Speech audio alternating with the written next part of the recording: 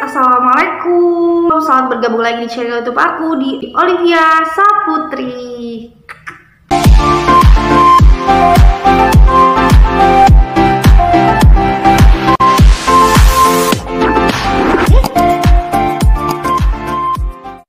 Nah, kali ini aku bakal kasih tahu sama kalian, buat kalian yang kemarin banyak banget yang nanya sama aku, Kak, caranya gimana untuk menjadi seorang security perbankan.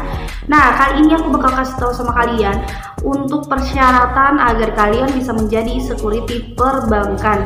Nah, buat kalian yang pengen tahu, kalian subscribe dulu channel YouTube aku, atau kalian bisa share, like, dan komen ya. Kalian yang pengen tahu, kalian wajib banget tonton video aku sampai akhir ya.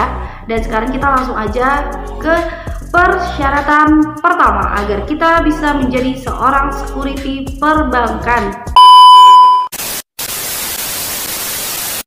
Nah guys, di sini tuh aku sudah merangkum persyaratan melamar pekerjaan security perbankan. Dan yang pertama itu sebenarnya kita tuh ada di persyaratan fisik dulu. Jadi buat kita yang pengen mau menjadi seorang security itu biasanya dilihat dulu dari fisiknya. Nah, persyaratan fisik di sini ini tuh melingkupi tinggi ataupun berat badan. Nah, tingginya pun untuk wanita dan lelaki itu berbeda. Jadi kalau misalkan untuk lelaki itu idealnya 168 gitu mal.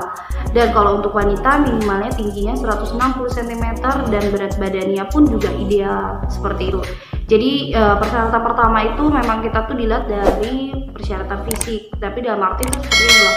Karena rata-rata itu security itu memang harus jadi garda terdepan. Ketika mereka jadi garda terdepan harus proporsional dan dia juga harus memiliki ketangkasan. Jadi kalau buat kalian yang bingung ya kan, kalau misalnya Kak tinggi aku nggak sampai 160, Kak tinggi aku nggak sampai 168 gitu kan, gimana caranya? Sebenarnya untuk jadi security itu tergantung dari perusahaannya, walaupun ada minimalnya gitu kan, tapi biasanya perusahaan itu beda-beda untuk tinggi masuk ke dalam perusahaannya tersebut seperti itu.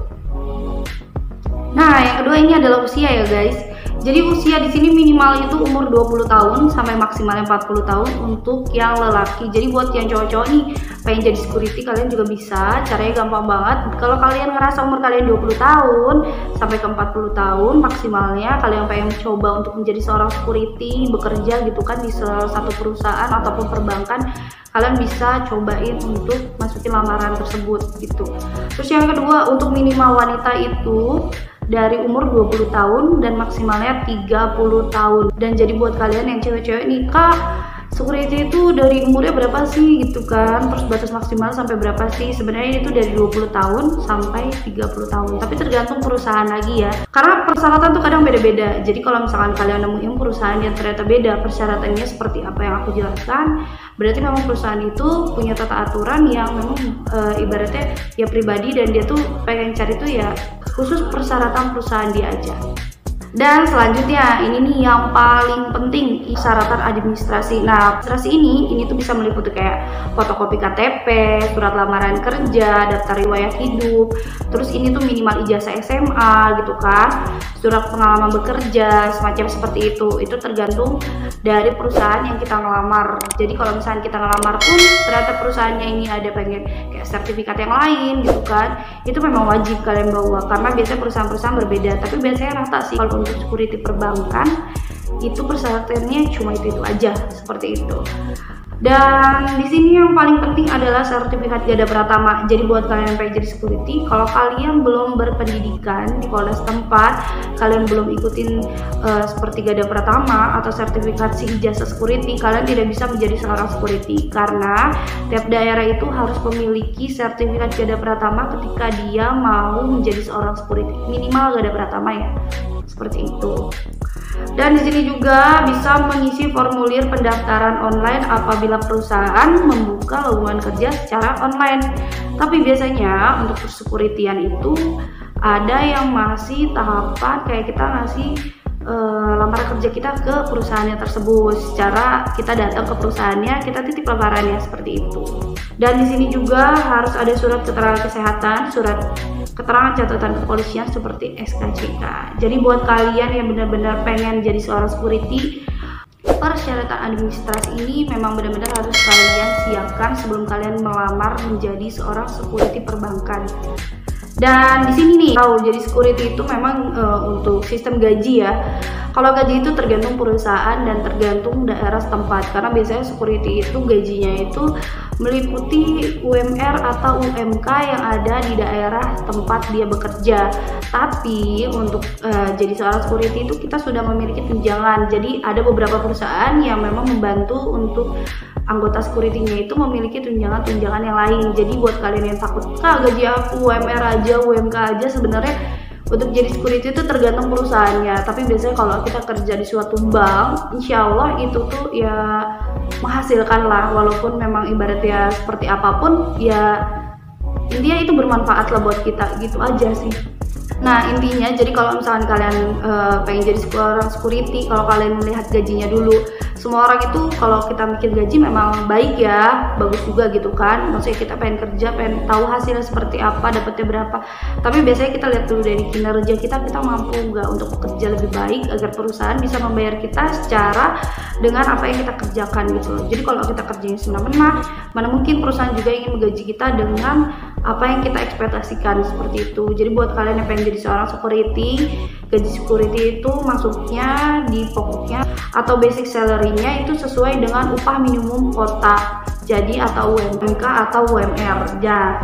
Dan ini aku mau kasih tahu sama kalian, karena perhitungan lembur atau overtime itu sesuai dengan aturan pemerintah. Jadi biasanya seorang security itu dia tuh bekerjanya ada yang 12 jam, ada yang 24 jam. Jadi kalau untuk aku sekarang menjadi seorang security perbankan, kerja aku tuh 12 jam seperti itu. Jadi kalau kalian nanya aku kerjanya berapa jam, aku tuh kerja 12 jam.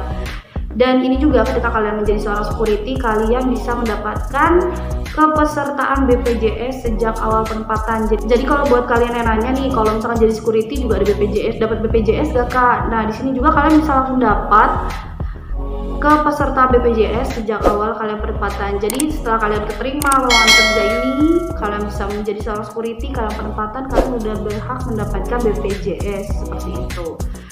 Dan kalian juga bisa diikutkan lagi dalam program pelatihan. Jadi kalau misalkan nanti ada pelatihan tergantung perusahaannya gitu kan, kalian nanti bisa mengikuti juga. Jadi ketika kalian pelatihan, kalian mengenal dunia luar yang baru, teman-teman yang baru, dan kalian juga bisa tahu mengevaluasi diri kalian seperti apa buat di lingkungan luar ataupun lingkungan dalam pekerjaan kalian.